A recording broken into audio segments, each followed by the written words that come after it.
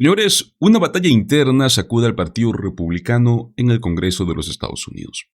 Y no es por si deben o no recortar gastos sociales, sino por cuánto deben de recortar.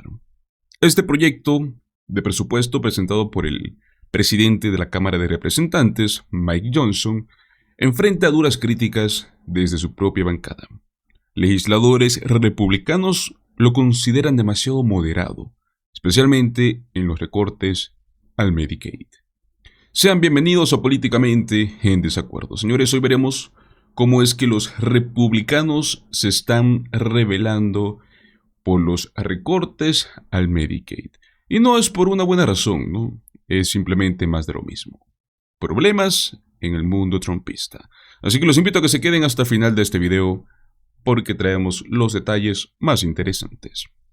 Pues bueno amigos, el plan republicano para el próximo año fiscal incluye recortes por 880 millones de dólares, principalmente dirigidos al Medicaid, como bien sabemos, este programa federal que provee atención médica a familias de bajos ingresos y personas vulnerables. Según estimaciones de la Oficina de Presupuesto del Congreso, estos cambios privarían de cobertura a más de 8.6 millones de estadounidenses durante la próxima década. Pero lo sorprendente es que no haya críticas al presupuesto, sino de qué tipo son estas críticas. No todos los republicanos están contentos con estos recortes actuales porque quieren hacerlos aún más profundos. Escuchemos de qué se trata. House Republicans providing details on their sweeping tax plan, including a higher cap on the state and local tax deduction that's known as SALT. Emily Wilkins joins us right now with more. And Emily, what's the latest with this? Well, Becky, this is the first time that we've really got the specific details on the House Republicans' tax plan, and businesses can breathe a sigh of relief. They're definitely one of the winners in this bill, yet there is a long way to go at this point. This is only the first thing we're seeing from the House, and already there are folks who are not happy. As you mentioned, one of the biggest debates has been over raising the cap for state and local taxes, that SALT cap. The bill from the House proposes a $30,000 cap for those making $400,000 or less. But a group of New York and California Republicans that they were pushing for, and one say they're pushing for more, that they want to see a bigger cut. And at least one Congressman, Nick LaLota, has already tweeted that he is a hell no on the bill. Another New York Republican, Mike Lawler, also said he is a no and cannot support the current bill without raising the cap. Trump also emerged as a winner of the bill. He got a number of his priorities in there, including no tax on tips, no tax on overtime, a higher deduction for seniors, and more. Now, all those provisions, mind you, are really narrowly tailored. They apply to a smaller group of taxpayers, and they are set to expire after 2028. The bill also includes a number of revenue raisers, including a higher tax on larger university endowments and a tax for private foundations with high assets. But businesses avoided most of the tax increases they were worried about. That includes corporate SALT for businesses, higher taxes on stock buybacks, a new tax bracket, and that carried interest loophole. None of those are in this package. The House bill is estimated to add $3.7 trillion to the deficit. That is well below the limits agreed to by fiscal hawks, yet there are concerns there too. You saw Congressman Chip Roy tweeting yesterday that he wants to see cuts go further. He said that we cannot continue down the path we've been going down, and we will need significant additional changes to garner my support. A House panel is set to amend and vote on the tax portion of the package starting this afternoon. And with that vote could go late into the night or early tomorrow. And we'll see what changes get made both in the House and then what happens, of course, when this package goes to the Senate. We expect more changes there, but at least we have a first sort of setting point. Stuff on the page, details of the actual tax proposals, and a strong, I think, starting point if you're a business or a company for what's going to happen with this final tax package. Guys?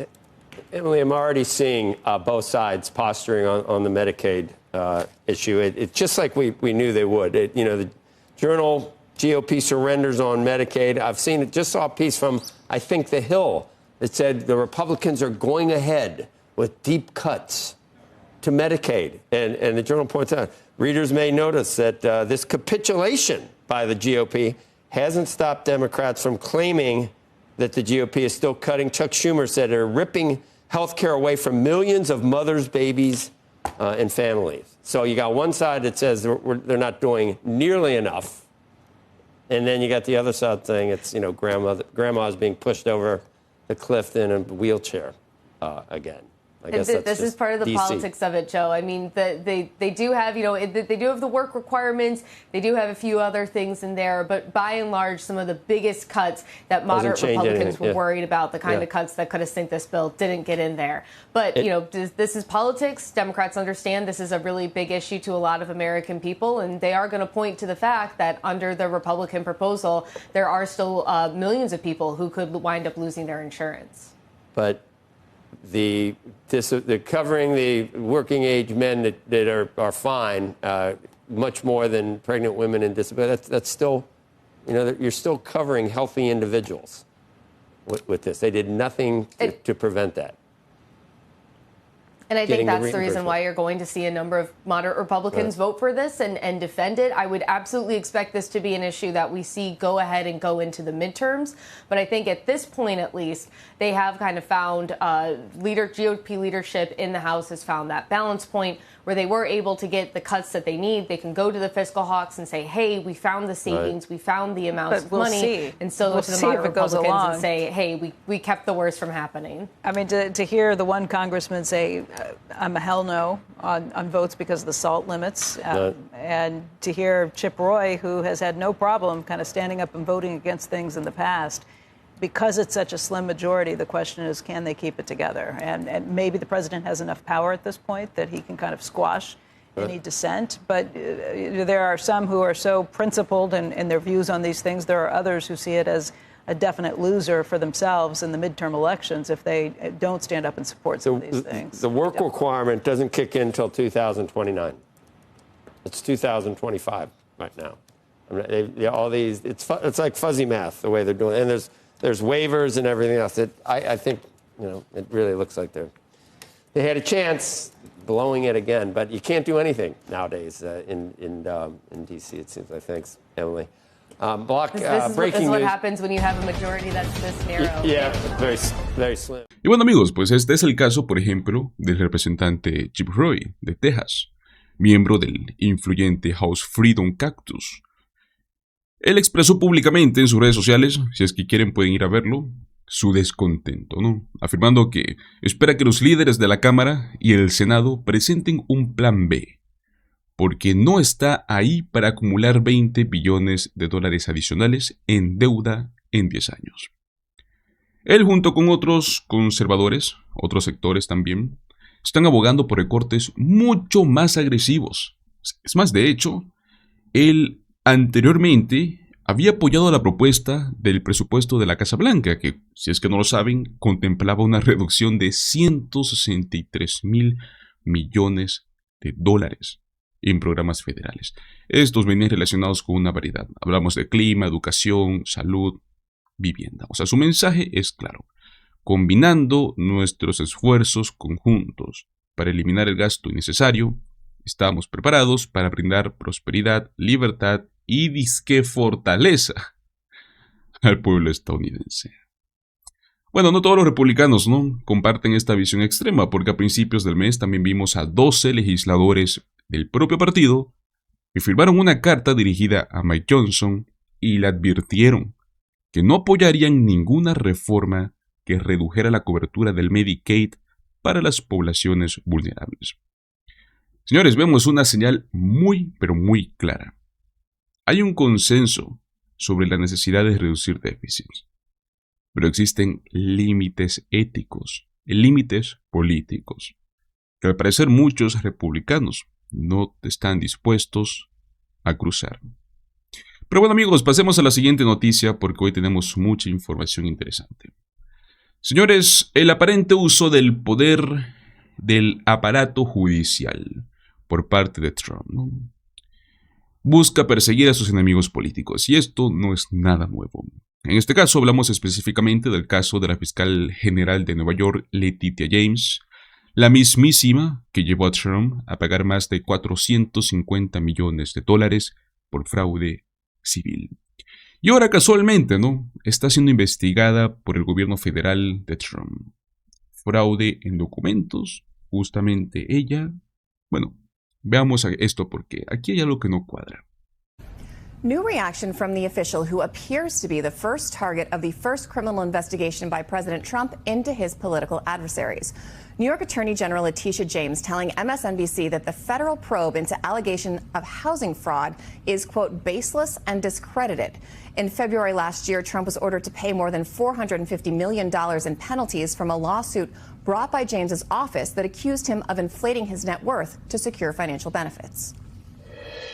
This is nothing more than an extension of his revenge, his retribution, and he finally got up to the J's. And so I stand prepared to respond to these baseless attacks with facts.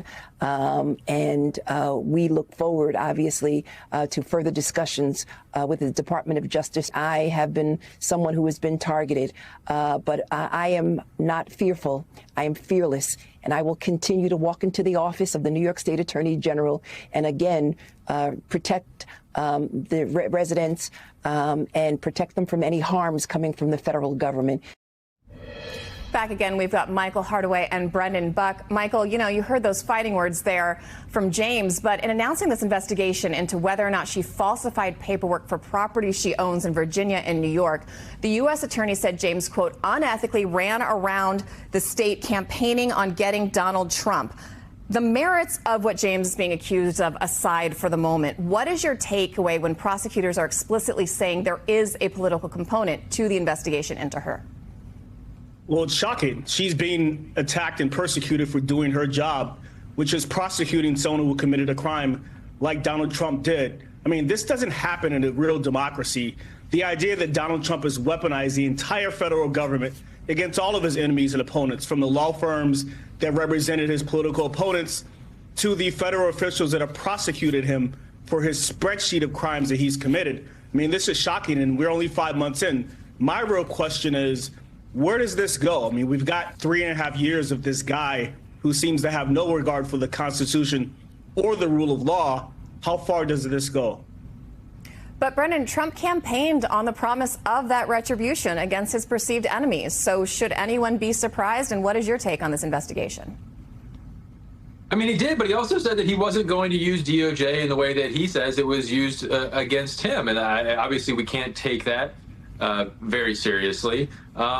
He's already put out executive memorandums, EOs by the president, saying going after people like Miles Taylor and Chris Krebs. He's very out in the open going after people he perceived to be going after him previously. Certainly this feels like retribution. It feels pretty small, sort of ticky-tacky stuff that they're going after her on. But also feels a bit like intimidation to people who may be interested in coming after him in the future.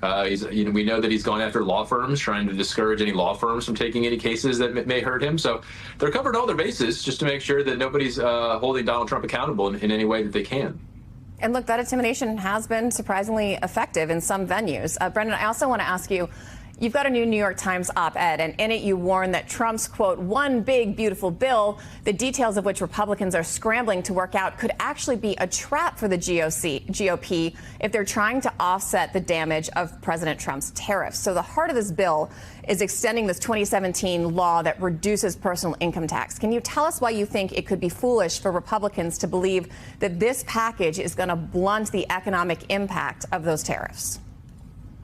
Yeah, well, I'll start by saying I'm biased. I helped pass the 2017 tax law when I was working for Paul Ryan. I think it was a good law, and I think Congress should extend it. What I'm concerned about for Republicans is that they should not expect any voters to give them a big thank you for doing so. This is just keeping tax rates where they currently are. Look, we actually cut people's taxes in 2017 and in 2018, and nobody noticed, and we lost the House that year. I don't think they're going to get people are going to see a lot of bump in their pay or take-home pay as a result of this.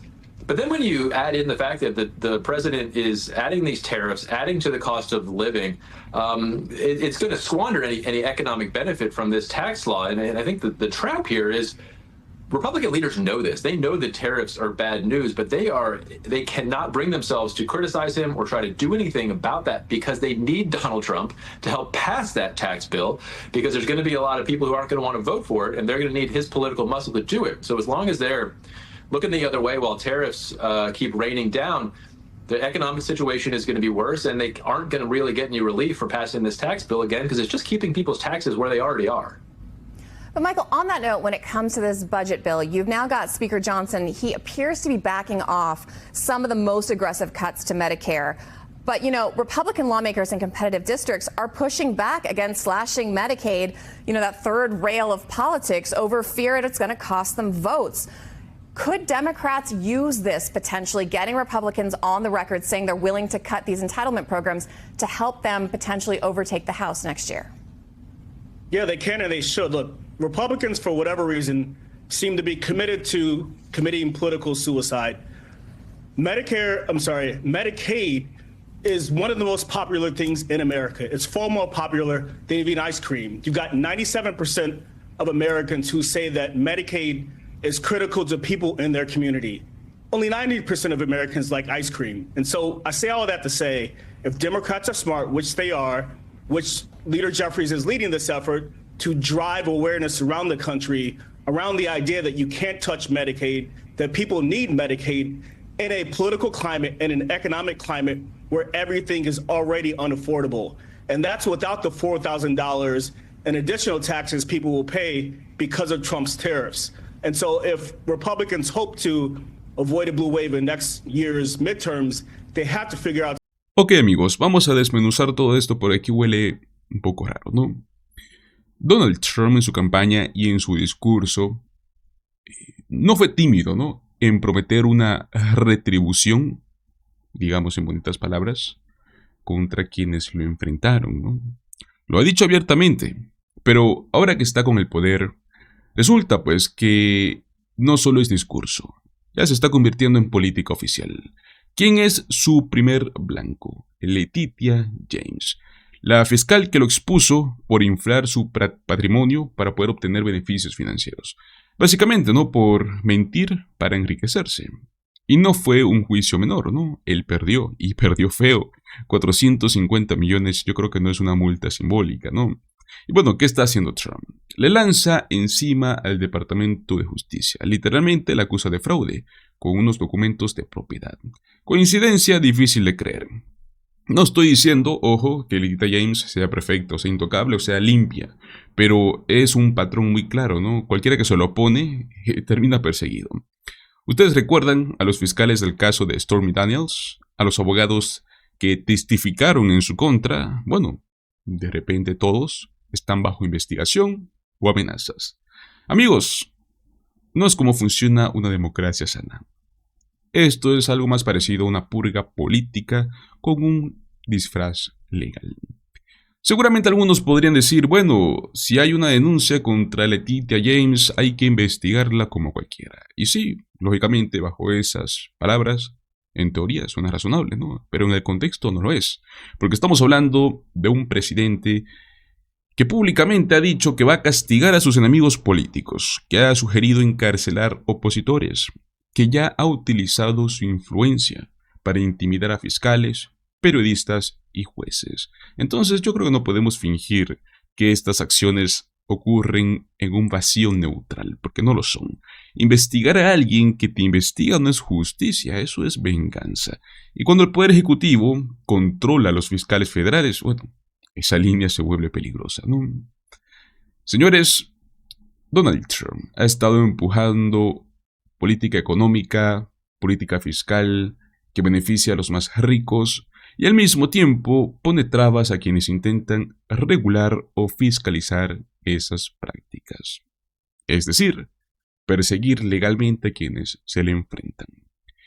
Esto termina debilitando las leyes que podrían tener, pues, ¿no?, o limitar su poder económico. Todo esto mientras él promete y cumple su promesa de venganza en este 2025. Y bueno, amigos, pasemos al último tema, porque en pleno siglo XXI, ¿no?, el presidente de Estados Unidos está sugiriendo que el derecho de las personas detenidas a cuestionar su encarcelamiento tendría que desaparecer. Y todo esto en nombre de la seguridad nacional. Pero yo les pregunto, ¿seguridad para quién? El habeas corpus, amigos, es un derecho fundamental que evita que el Estado detenga a alguien de forma arbitraria, ¿no? O sea, básicamente garantiza que una persona pues pueda comparecer ante un juez y exigir que se justifique legalmente su detención. Bueno, todo esto, hasta una reciente conversación, se abordó como Trump y su círculo más cercano quieren suspender este derecho. Algo que creo que solo ha pasado en momentos extremos en la historia, ¿no? Hablamos de guerras civiles o invasiones. Pero bueno, antes de que entremos en fondo, quiero que veamos un fragmento de lo que se dijo en este clip. Escuchemos. We want to bring in former federal prosecutor and MSNBC legal analyst Christy Greenberg. Christy, first, can you walk us through what the Constitution actually says about habeas corpus and whether or not it can be suspended during a time of what is rebellion or invasion, and how you think the courts are going to react to this Trump administration's allegation that we're in a time that justifies suspending this right? So Article 1 of the Constitution says that writs of habeas corpus are a privilege that shall not be suspended unless there is a case of a rebellion or an invasion that the public safety may require that it be suspended. So again, to state the obvious, there is no rebellion or invasion. Federal judges that have looked at this recently in the case of Tren de Aragua have found there is no invasion. That requires a military component that we have not seen. And public safety plainly does not require suspending habeas corpus. Just taking a step back into what habeas corpus is, all it's saying is that these people who are imprisoned get to challenge the fact that they are being presently detained. And I've responded as a prosecutor to many habeas petitions. Generally, they're filed by the inmates themselves, challenging either their conviction or their sentence. Most of the time, there's not even a hearing. Usually, it's decided on the papers. But I can't imagine a world in which any court would say that this very basic fundamental process of challenging your own detention should be denied because their perception of an immigration problem. And just one last thing, if there is any authority to suspend it, that authority belongs to Congress, not to the president. Well, you also heard Stephen Miller say it doesn't have to happen if judges do the right thing. How do you interpret that?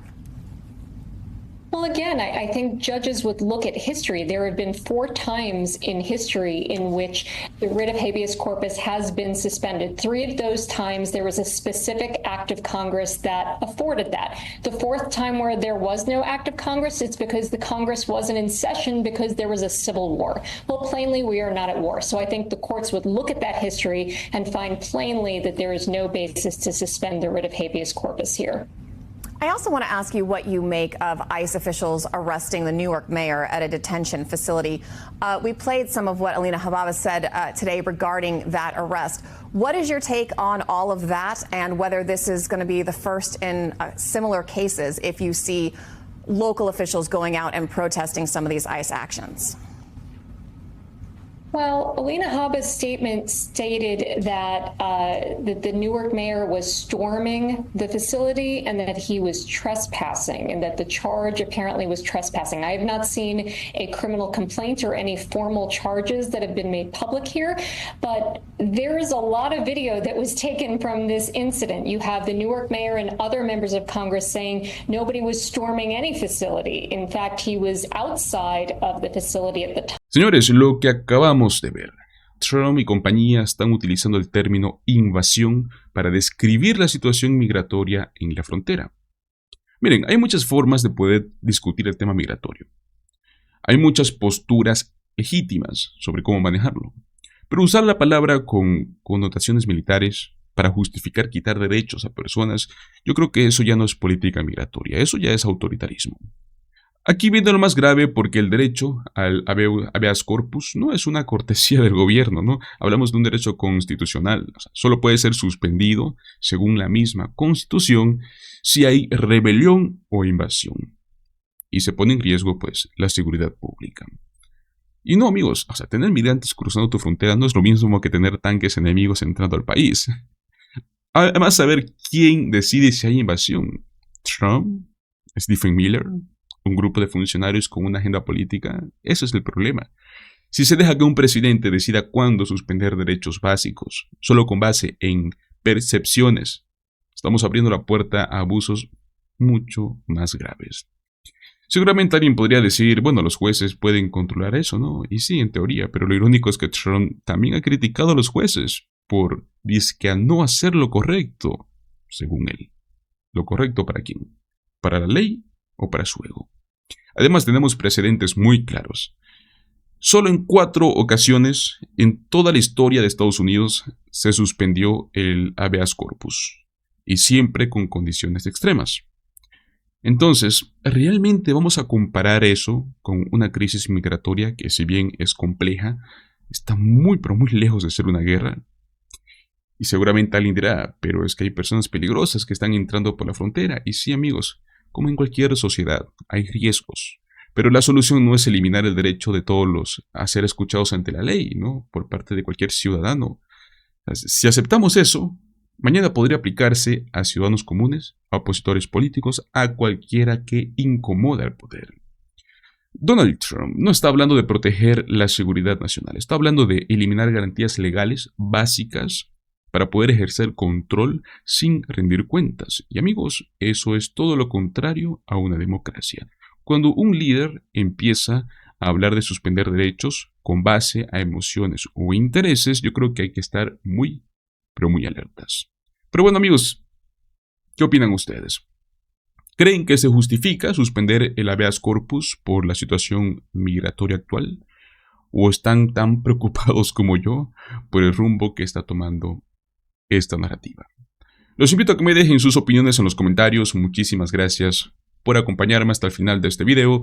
Recuerden, como siempre, déjame tu like, suscríbete a nuestro canal Políticamente en Desacuerdo y comparte este video. Nos vemos en el próximo. Hasta luego.